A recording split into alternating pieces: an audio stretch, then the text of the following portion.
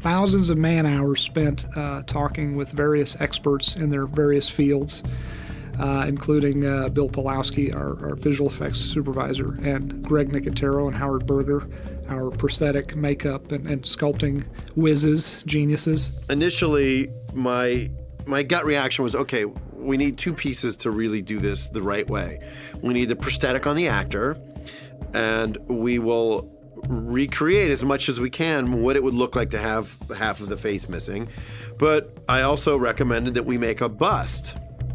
We take a head cast of Giancarlo and sculpt the detail into it, not having to worry about the real actor's bone structure and everything, but actually sculpting in the clay head. So Giancarlo came up to the shop. We did a full head cast of him. It was a very interesting process to not only get my head cast and figure out what that look may be. From there, John Wheaton, who was our designer, we did a bunch of Photoshop renderings. The ear missing, the ear still there, the jaw missing, the jaw still there, the eye there.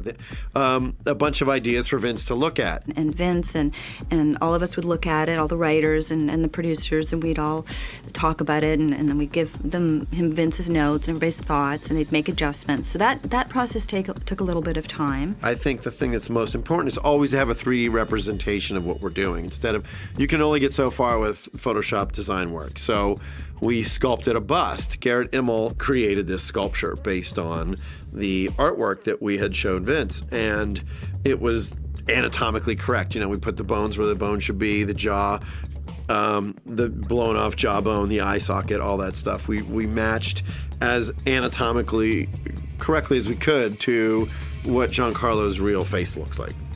And from that point on, we then sculpted a matching prosthetic that he would wear that simulated the exact same look. Once this was all approved and everybody loved it, we went ahead and we sculpted a makeup. And this is actually the makeup that's going to go onto his face. So it's pretty much a duplicate of this damage, minus all these pieces that are all blown inward, you know, all the pieces that are missing, which will then be digital augmentation. Then I'll take a marking pen and then put little tracking marks over the makeup.